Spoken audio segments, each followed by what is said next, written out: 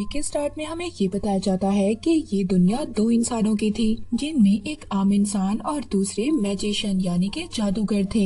जो जादूगरों का किंग था वो आम इंसानों के दरमियान एक वॉर स्टार्ट करता है। इस वॉर में वो अपने मैजिकल क्रिएचर, मॉन्स्टर्स और अपने मैजिकल वेपन्स इस्तेमाल करता है, जिस वजह से आम इंसान उसका मुकाबला नहीं कर पाते। वो जादूगरों का किंग एक एक कर सभी किंग्स को हरा देता है। इसके बाद उसका सामना होता है किंग यूथर से, मगर यूथर किंग की आर्मी भी हारने वाली थी। मगर यूथर के पास एक मैजिकल स्वॉर्ड, एक तलवार थी। उस तलवार के सामने उन जादूगरों का किंग अब टिक नहीं पाता और वो हार जाता है। उसकी पावर्स उस तलवार के सामने कुछ भी नहीं थी, जिसके बाद ये वॉर खत्म हो जाती है। आगे कुछ दिन बाद यूथर का भाई उससे बगावत करता है, क्योंकि यूथर के भाई को उसकी जगह पर किंग बनना था। यूथर का भाई अपनी आर्मी से अपने भाई पर हमला करवाता है। वो ये जानता था जो उसके भाई के पास तलवार है उसके सामने उसकी पावर्स कुछ भी नहीं है। और जिसके बाद किंग यूथर का भाई अपनी वाइफ को सेक्रीफाइस कर देता है, एक डीमन में बदल जाता है। मगर इन सब बातों का किंग यूथर को पता चल गया था।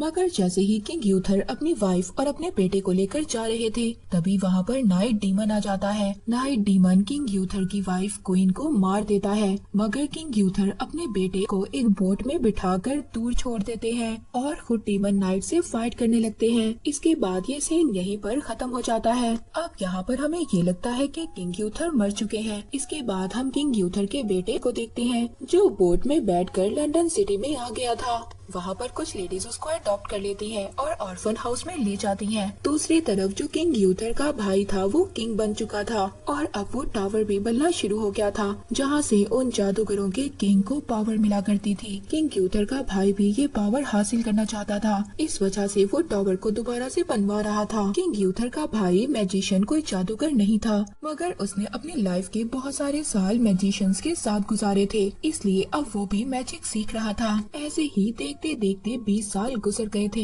किंग यूथर का भाई बहुत ही पावरफुल और बहुत बुरा किंग बन गया था। दूसरी तरफ किंग यूथर का बेटा आर्थर भी बड़ा हो गया था। उसका ज्यादातर बचपन चोर और लुटेरों में गुजरा था, इस वजह से वो बहुत ज्यादा शातिर और चालाक था। मगर वो बहुत ज्यादा जरूरतमंद लोगों की मदद किया करता था और साथ ही साथ छोटे मोटे इलीगल्स काम भी किया करता था। दूसरी तरफ हमें किंग यूथर का भाई दिखाया जाता है। अब उसका टावर भी कंप्लीट हो चुका था, मगर साथ ही उसके कैसल के पास जो नहर थी वो खुश्क हो गई थी। उसके आदमियों को वहाँ पर एक तलवार नजर आती है। वो तलवार एक इंसान के अंदर गड़ी हुई थी जो पत्थर का बना हुआ था। उस तलवार को बहुत सारे लोग निकालने की कोशिश कर रहे थे, मगर वो तलवार किसी से भी नहीं निकल रही थी। इवन के वो तलवार यूथर के भाई से भी नहीं निकलती। अपने आसपास गांव से बहुत सारे लोगों को पकड़वाता है और फिर सबसे बारी बारी ये ट्राई करवाता है कि कौन इस तलवार को निकाल सकेगा। उधर दूसरी तरफ आर्थर की फाइट हो जाती है। यही देखकर सोल्जर अब आर्थर और उसके दोस्तों को भी पकड़ लेते हैं। ये सोल्जर्स इनको उसी बोट में बिठाकर ले जाते हैं।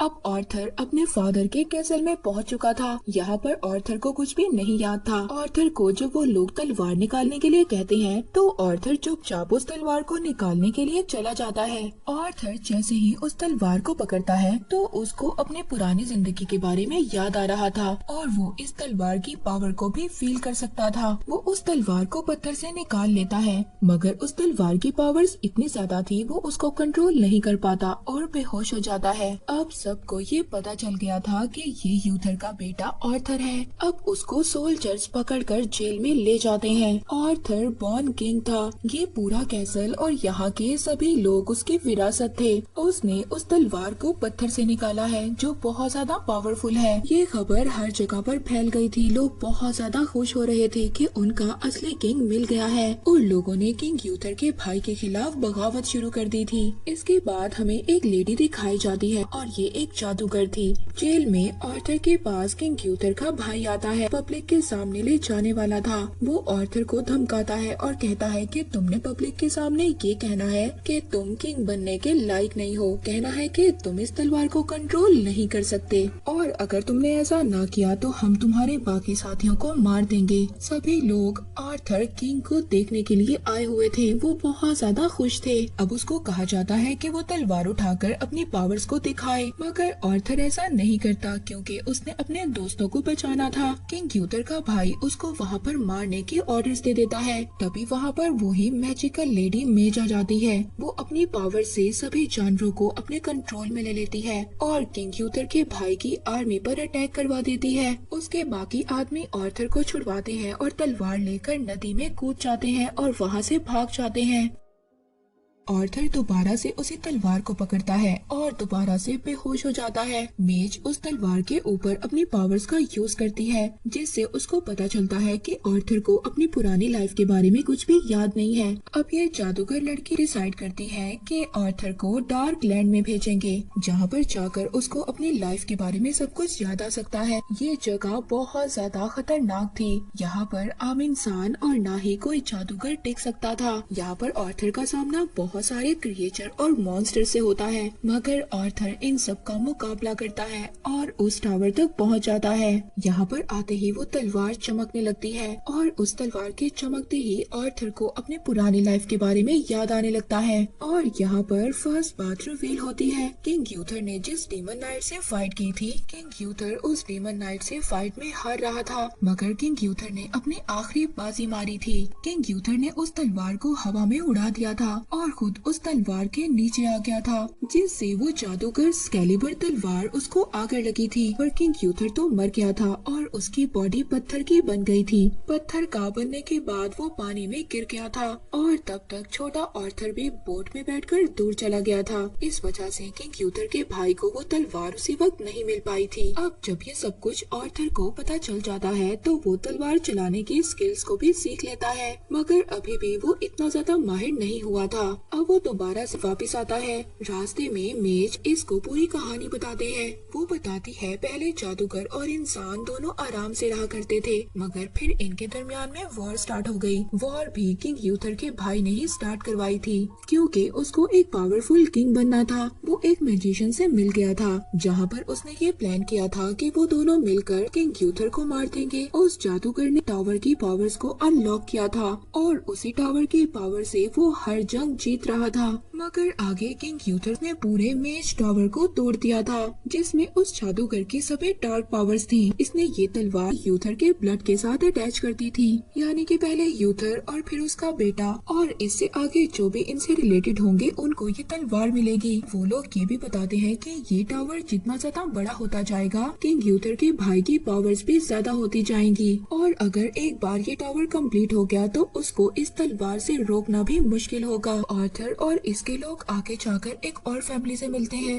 ये फैमिली ब्रिटेन फैमिली की सबसे ज्यादा पावरफुल फैमिली थी। इनके पास बहुत सारे वेपन्स थे, बहुत सारी आर्मी थी। आर्थर यहाँ पर बहुत ही चालाकी से इनको समझाता है कि वो किंग बनने के लिए तैयार है और अब ये लोग भी ये जान चुके थे कि आर्थर ही किंग है और अब इनका मेन प्लान ये था कि उस टावर को कंप्लीट होने से रोकना। आर्थर के कुछ साथी उस जहाज पर चले जाते हैं जहाँ पर उस टावर का रॉ मटेरियल ला रहा था। ये उस जहाज को पूरी तरह से डिस्ट्रॉय कर देते हैं और रास्ता वहाँ पर ब्लॉक कर देते हैं। इसके बाद सिटी में जाकर किंग यूथर के भाई के कैसल को भी आग लगा देते हैं। आर्थर अब यहीं पर अपने फादर के भाई को मारने का प्लान करता है, मगर ये तो आर्थर के लिए सिर्फ एक ट्रैप था, क्योंकि किंग यूथर के भाई को पहले ही पता चल चुका था कि आर्थर और उसके लोग उसको मारने वाले हैं। इसीलिए उसने अपने जैसा ही मिलता जुलता इंसान इस शिप में भेजा था। अब वो जो आर्थर के साथ आदमी तीर चलाने वाला था, आर्थर उसको रोकता है, मगर उस आदमी ने तीर को चला दिया था। जो किंग यूथर के भाई का स्पेशल कमांडर था वो मर गया था। अब इस वजह से हर जगह पर भगदड़ मच जाती है। सब लोग इधर उधर भाग रहे थे, गार्ड्स उसका पीछा कर रहे थे, वो गार्ड्स मेज को भी मार रहे थे। आर्थर ये सब देखता है और उस तलवार को उठाता है, सबको एक ही झटके में मार देता है। वहाँ पर जो किंग यूथर का भाई था वो आर्थर के एक साथी को पकड़ता है और उसी के सामने उसको मार देता है। आर्थर अपने सभी साथियों को एक बोट में ले जाकर एक सेफ जगह पर छोड़ता है, मगर इस इंसिडेंट के बाद आर्थर बहुत ज्यादा सैड हो गया था। उसने अपने एक दोस्त को खो दिया था और गुस्से में उस तलवार को पानी में फेंक देता है, मगर तभी लेडी ऑफ द लेक उस तलवार को पकड़ती है, यानी कि वो फेरी जो पानी में रहा करती थी वो उस तलवार को पकड़ती है और और आर्थर का हाथ पकड़कर पानी में ही ले जाती है। वो फेरी आर्थर को उसके फ्यूचर की एक झलक दिखाती है। अगर उसने इस तलवार की पावर्स को यूज कर अपने फादर के भाई को ना मारा तो क्या होगा, दुनिया में बहुत ज्यादा तबाही होगी। वो फेरी उसे मेज और इस तलवार पर भरोसा करने के लिए कहती है और फिर उसको वो तलवार पकड़ाती है। आर्थर जब इस विजन से बाहर आता है तो उससे कुछ आदमी मिलते हैं, उसको बताते हैं कि आर्थर तुम्हें अब सब लोग पसंद कर रहे हैं और यही नहीं, अब बहुत सारे लोग हैं जो तुम्हें सपोर्ट कर रहे हैं। वो चाहते हैं कि तुम उनका किंग बनो। आर्मी ने उसके लोगों पर अटैक कर दिया है। एक कमांडर था, वो कहता है कि मेज और तुम्हारे कुछ साथी अभी भी हमारे पास हैं। अगर आर्थर ने सरेंडर ना किया तो वो इन लोगों को मार देंगे। अब सब कुछ सोचने के बाद आर्थर अपनी तलवार उनके भाई के पास भेज देता है और ये कहता है कि कुछ दिन बाद वो खुद मिलने आएगा। और अब किंग यूथर का भाई ये समझ रहा था कि आर्थर के पास तलवार नहीं है, तो इस वजह से वो कोई भी उसका नुकसान नहीं कर सकता। वो मेज को छोड़ देता है। वो आर्थर पर एक प्रोटेक्टिव मैजिक करती है। आर्थर अब आगे अपने फादर के भाई से मिलने जाता है और फाइनली अब वो अपने फादर के केसल में आ गया था। अब यहाँ पर जो किंग यूथर का भाई था वो आर्थर को उसी की तलवार से मारने वाला था, मगर यहाँ पर मेज का एक प्लान था। उसने सभी सांपों और चीलों को अपने मैजिक से कंट्रोल कर लिया था। वो एक सांप को किंग यूथर के भाई के पास भेज देती है और वो एक सांप किंग यूथर के भाई पर अटैक कर देता है। किंग यूथर का भाई अपने आप को बचाने के लिए वो तलवार सांप को मार देता है और वो तलवार अब एक पिलर में फंस जाती है। इस तलवार को अब आर्थर ही निकाल सकता था। मेज ने अपनी पावर से बहुत बड़े बड़े स्नेक्स को कंट्रोल कर लिया था। वो स्नेक सारे केसल पर अटैक कर रहे थे और इसके बाद आर्थर की जो बाकी आर्मी थी वो भी केसल पर हमला कर देती है। अब यहाँ पर किंग यूथर के भाई को ये लग रहा था कि वो हार जाएगा। इस वजह से वो दोबारा से केव में जाता है जहाँ पर उसने एक डीमन नाइट को बुलाया था। वो अब खुद ही डीमन नाइट बन जाता है। आर्थर अब वो तलवार लेकर बाहर आता है। वहाँ पर ब्लैक मास्क वाले गार्ड आर्थर पर अटैक करते हैं, मगर आर्थर अपनी तलवार की पावर से सबको एक एक कर मार देता है। जो लोग बचे थे वो खुद को आर्थर के सामने सरेंडर कर देते हैं।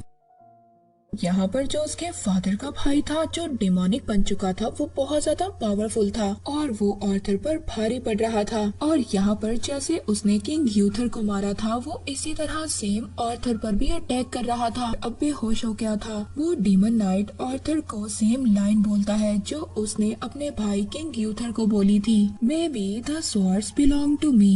ये बात सुनकर अब आर्थर को अपने फादर यानी किंग यूथर और उनके भाई की फाइट याद आती है। ये विजन देखकर आर्थर को बहुत ज्यादा गुस्सा आता है और अब आर्थर को ये बात पता चल गई थी कि अगर उसने इस तलवार का इस्तेमाल करना है तो उसको आराम से काम करना होगा, यानी कि उसको अपने गुस्से को कंट्रोल करना होगा। और अब वो ये विजन देखने के बाद इस सभी चीजों को समझ चुका था। उसने अपना गुस्सा कंट्रोल कर लिया था और अब वो इस तलवार को बहुत अच्छे तरीके से इस्तेमाल कर रहा था। उसकी तलवार शाइन होने लगती है। दोबारा से आर्थर की यहाँ पर फाइट होती है। बार बार अटैक कर रहा था। उसका वेपन टूट गया था। तलवार लगने से किंग यूथर का भाई नॉर्मल इंसानी फॉर्म में आता है और वहीं पर मर जाता है। आर्थर ने इस तलवार की पावर से टावर को भी तोड़ दिया था। सब कुछ बिल्कुल नॉर्मल हो गया था। आर्थर को किंग बना दिया गया था। वो दूर से अपनी तलवार सबको दिखाता है। सब लोग बहुत ज्यादा खुश हो गए थे। दूसरी तरफ दूर से मेज ये सब कुछ देख रही थी।